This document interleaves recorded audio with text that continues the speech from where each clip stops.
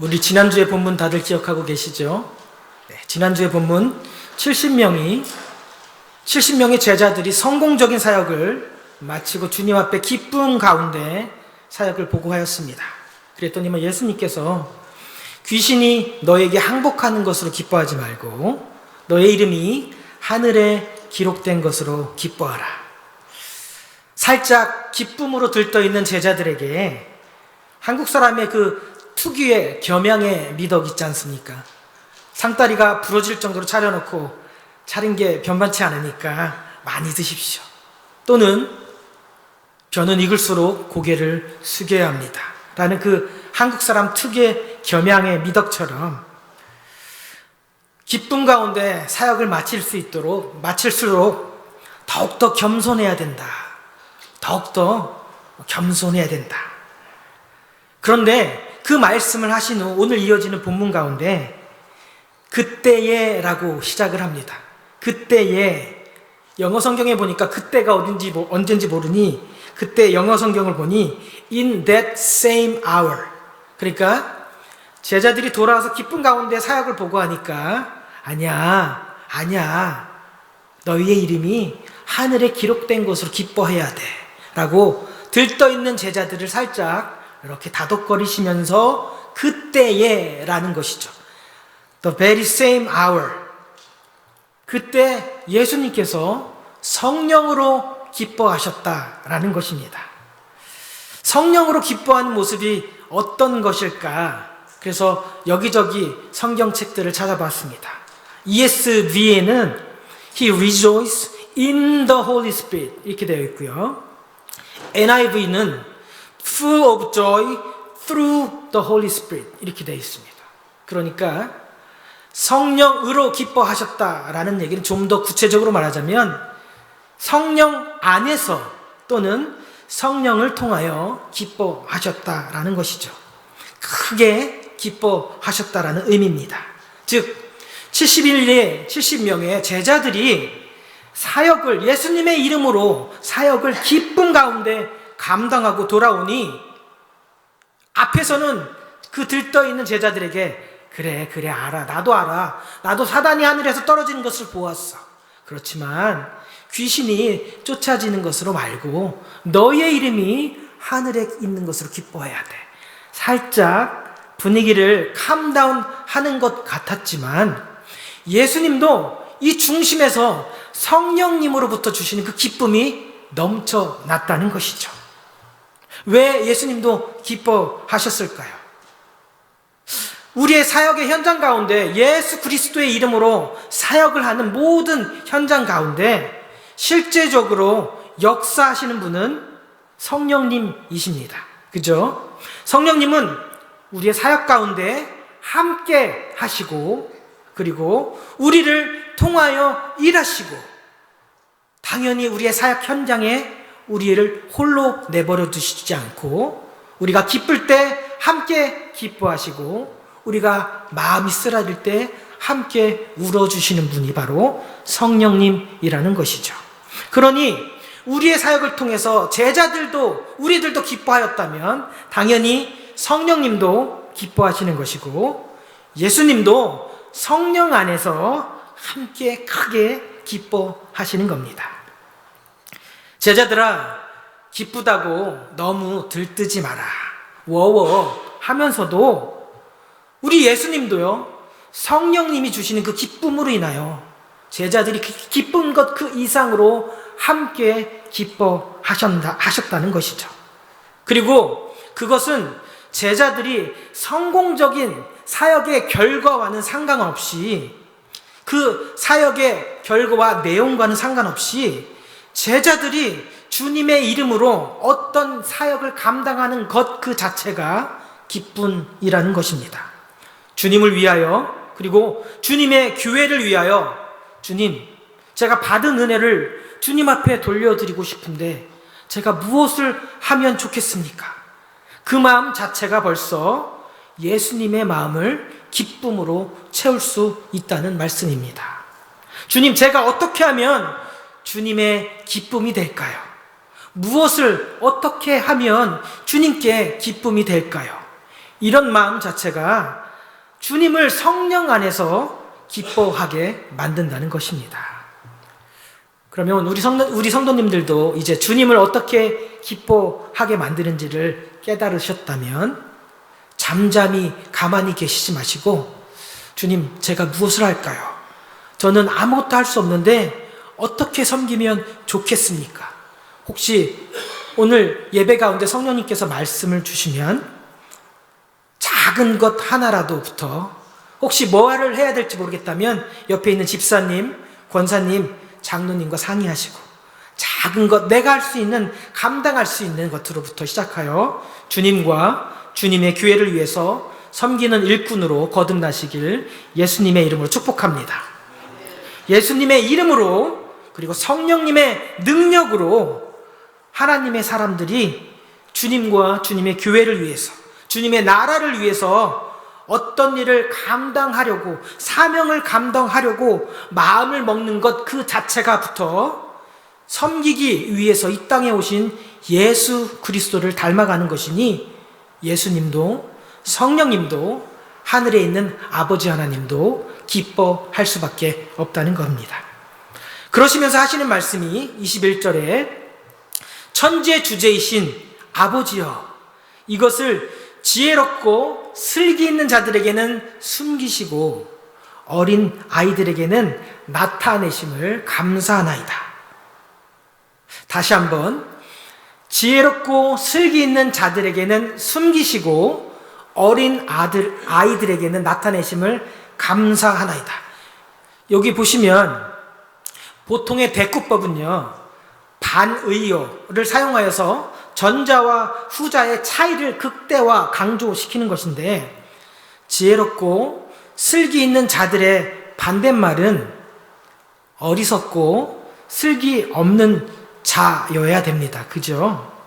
그런데 우리 예수님께서 지혜롭고 슬기 있는 자들 반대말을 어린 아이들이라고 사용하셨습니다. 지혜롭고 슬기 있는 자와 어리석고 미련하는 자, 이렇게 대조를 해야 문법상으로 100점짜리 리포트 같아 보이는데, 우리 주님께서 이렇게 말씀하셨으니 여기에 또 뭔가가 있겠구나라고 하면서 깊이 묵상을 해야 됩니다. 왜 어린아이라고 말씀하셨을까? 물론 어린아이들, 그렇죠, 지혜롭지 못하고 슬기롭지 못할 수 있습니다. 아직은 더 많이 배워야 되고 초등학교 정도의 제한된 지식을 소유한 아이들이 있습니다. 우리의 눈높이, 어른들의 눈높이로는 아직까지는 좀 더 교육과 지식과 경험이 필요한 아이들입니다. 아직은 유치해 보일지 보이고 수준이 낮아 보이고 조금 미숙해 보일 수 있다는 것이죠. 그렇지만 또 우리 아이들에게는 때묻지 않고 순수하고 감정을 속이지 않는 그런 긍정적인 의미도 포함이 되어 있습니다. 아이들은 감정을 속이지 않습니다. 두 마음을 품을 수가 없습니다. 좋아요, 싫어요가 아주 명확합니다. 좋으면 앞뒤 안 가리고 따라가고, 싫으면 온몸을 사용해서 싫다라고 표현을 합니다. 예전에 우리 딸, 막내딸한테 제가 모르는 사람이 아이스크림 사줄게, 같이 가자라고 하면 싫어요, 모르는 사람 따라가면 안 돼요, 이렇게 가르쳤습니다. 그럼 앞에서는 잘합니다. 그런데 아이스크림 말고 초콜릿으로 바꾸잖아요. 그러면 자, 모르는 사람이 초콜릿을 준다 그러면 어떻게 할까? 좋아요, 이렇게 바뀌는 것이죠. 좋아하는 것, 자기가 좋아하는 것은 거부할 수가 없는 것이죠. 감정을 숨길 수가 없는 겁니다. 아이들은 이렇게 싫고 좋음에 있어서 자기 감정을 다스릴 수 없을 정도로 아주 순수하고 가식이 없습니다. 그런데 우리가 조금만 머리가 커지면, 조금만 더 배우면 어떻게 생각하죠? 단순한 질문을 던져도 삼수, 사수를 내다보며 요리조리 그 비사이로 막가 하는 것처럼 지혜로운 척 하려고 무진장 노력을 합니다. 순간적으로 대답이 나오지 않고 뭔가 시간이 지나고 돌아가고 굴러가고 그렇게 하고 대답을 합니다. 뭔가 가려지고 다른 것을 생각할 수밖에 없는 것이죠. 그런데 오늘 예수님께서 오늘 본문을 통해서 지혜로운 슬기로운 자들에게는 숨기시고 어린 아이들에게 나타내심을 감사하나이다 라고 했을 때, 이 어린 아이들은 유대 그 당시의 문화권에서 이해를 하자면 누군가의 도움이 필요한 사람들입니다. 혼자는 설 수 없는 사람들, 스스로 자존할 수 없는 상태의 존재들이 바로 어린 아이들의 상태입니다. 이스라엘 유대권 문화 속에서 어린아이는 사람의 대우를 받을 자격이 없는 무가치한 존재였습니다. 있으나 없으나 무시해도 되는 존재 자체를 인정받지 못하는 사회적인 최약자 계층이었습니다. 반드시 부모님이나 또는 부모님이 안 계시다면 친척의 도움을 받아야만 생계를 유지할 수 있는 그런 사회적인 최약자 계층이었다는 것이죠. 우리가 살고 있는 이 세상에서는 지혜롭고 슬기 있는 사람들이 세상 사람들로부터 칭찬을 받고 성공하고, 그들만의 세상에서는 잘 나가고 대접받고 멋들어진 삶을 살아갈 수 있겠지만, 이 하나님 나라에 있어서는, 이 구원의 문제에 있어서는 저는 주님 없으면 아무것도 아닙니다. 저는 주님이 없으면 하루도 살 수 없습니다. 이렇게 어린아이들처럼 전적으로 주님께 매달리고 주님을 찾는 자들에게만 이것을 나타내시겠다라는 것이죠. 누군가를 전적으로 의지해야 살아갈 수 있는 어린 아이들에게만 나타내신 이것은 바로 구원의 은혜입니다. 마태복음 12장 8절에 보면 진실로 너희에게 이르노니 너희가 돌이켜 어린 아이들과 같이 되지 아니하면 결단코 천국에 들어가지 못하리라. 천국에 들어갈 수 있는 이 구원의 은총은요, 오직 어린아이같이 예수님께만 전적으로 매달리고 의존하는 사람들에게만 주어진다는 것입니다. 그러면 왜 지혜롭고 슬기로운 자들에게는 숨기셨을까요? 숨기셨다는 것은 찾을 수 있다는 겁니다. 찾기를 원하는 사람들은 간절히 찾기를 구해야 한다는 것입니다. 그러나 내 안에, 내 머릿속 안에 뭔가가 들어있다라고 스스로 똑똑하다, 슬기가 있다라고 생각하는 사람들은 이미 내 안에 지혜와 지식, 경험이 소유하였다라고 생각했기 때문에 구원의 그 은혜를 사모함과 간절함이 없다는 것이죠. 에베소서 2장 8절 말씀처럼 너희는 그 은혜에 인하여 믿음으로 말미암아 구원을 받았으니 이것은 너희에게 난 것이 아니요 하나님의 선물이라 라고 기록되어 있죠. 구원의 은혜는 선물로 주어지는 겁니다. 선물, 아무런 자격이 없는 우리에게 하나님께서 그냥 일방적으로 주시는 선물이라는 겁니다. 그런데 너무 지혜롭고 너무 슬기 있는 사람들은 세상에 공짜가 어디 있어. 다 뭔가가 있는 거야. 자기들의 이 똑똑한 머리로 계산하고 자판을 튕겨보고 따지다 보면 이 땅에서는 무엇이 이득이고 무엇이 효과적인지 결국 복음과 예수님을 외면할 수밖에 없고 거부할 수밖에 없는 것입니다. 특별히 여기서 슬기롭고 지혜 있는 자는 당시에 예수님을 거부하던 그 유대의 하나님 말씀의 종교 지도자들을 의미합니다. 그들은 오히려 우리 안에, 우리의 가문 속에 우리가 자랑할 수 있는 하나님의 말씀을 아는 지식과 그리고 특별한 선민 사상, 하나님께서 우리를 이미 택하셨습니다. 우리를 구원해 주시기로 택하셨습니다. 라고 했다는 그 자신감과 오만함, 교만함 때문에 예수님이 이 땅에 오셨어도 빛으로 오신 예수님을 볼 수도 없고 인정하지도 않았고 영접하지도 않았습니다. 오히려 그들의 지혜와 뛰어난 학식이 예수님을 영접하고 복음을 받아들이는 데는 오히려 방해물이 되었다는 것입니다. 마치 사춘기 아이들이 Leave me alone. 나 이제 더 이상 어린아이가 아닙니다. 관여하지 마세요. 저는 도움이 필요 없습니다. 혼자서 살아갈 수 있으니 귀찮게 하지 마세요. 라고 하는 것처럼 그들은 머리로는 하나님의 말씀으로 가득 찼고 혈통적으로는 아브라함의 자손이었고 행함과 종교의식을 철저하게 지켰음에도 불구하고 저는 예수님 없어도 하나님의 택하신 백성으로 구원받을 수 있습니다.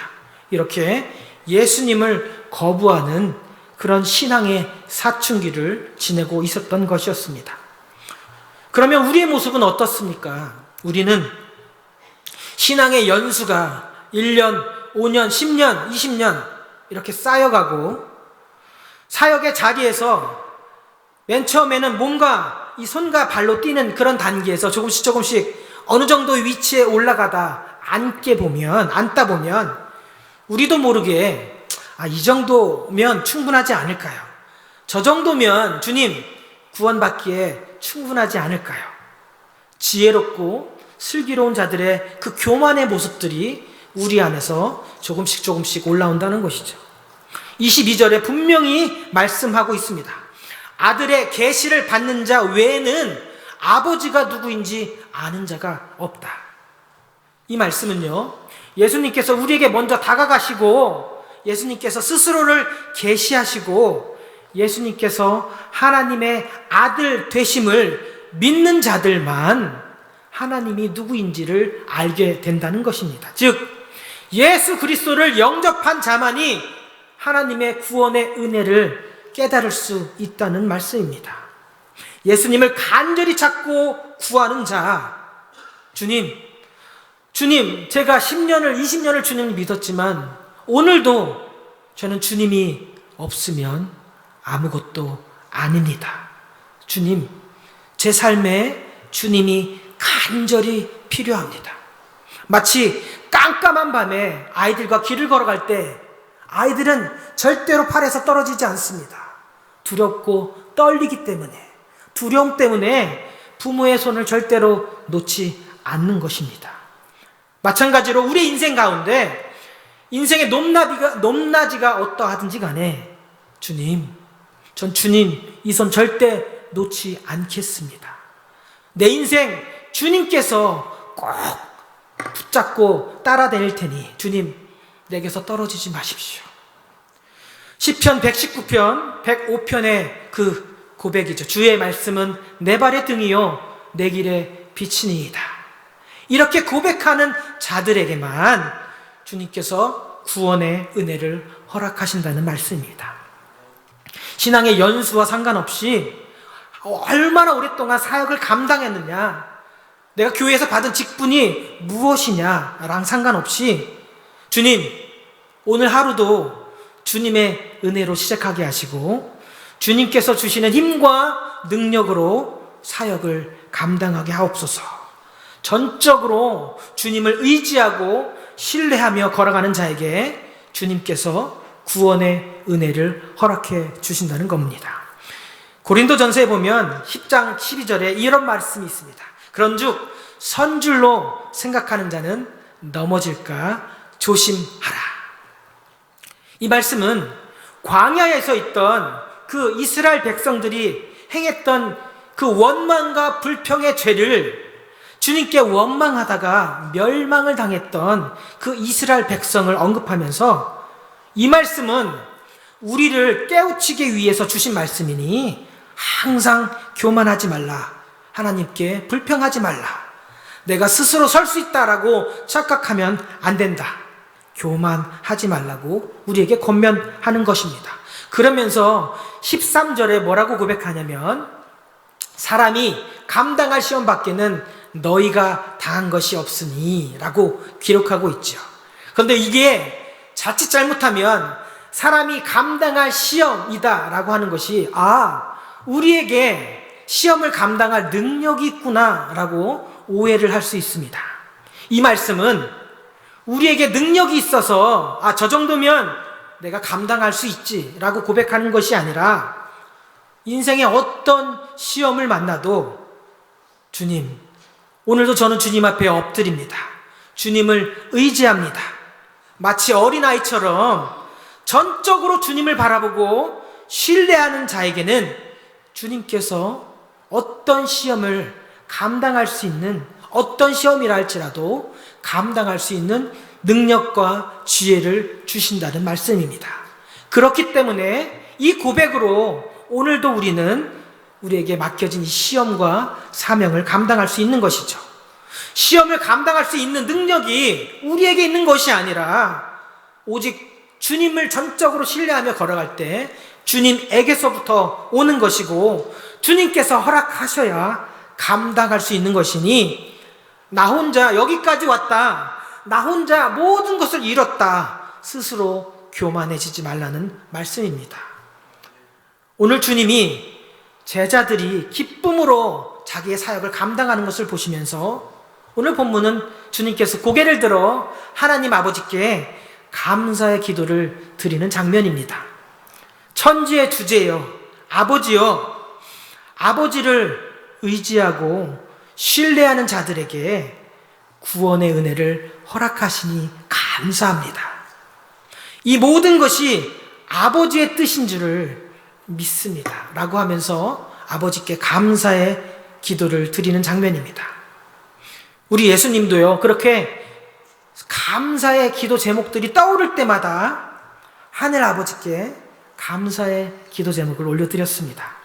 여러분들은 삶 속에서 작은 감사거리가 생길 때 우리 주님처럼 아버지 감사합니다 라고 주님을 바라보시고 계십니까? 때로는 어려움과 환난과 시험도 있을 줄 압니다. 그때도 우리 주님이 그러셨던 것처럼 겟셋마네 동산에서 주님, 이 잔을 내게서 지나가게 하여 주시옵소서. 그러나 나의 원대로 하지 마시고 주의 뜻대로 하옵소서.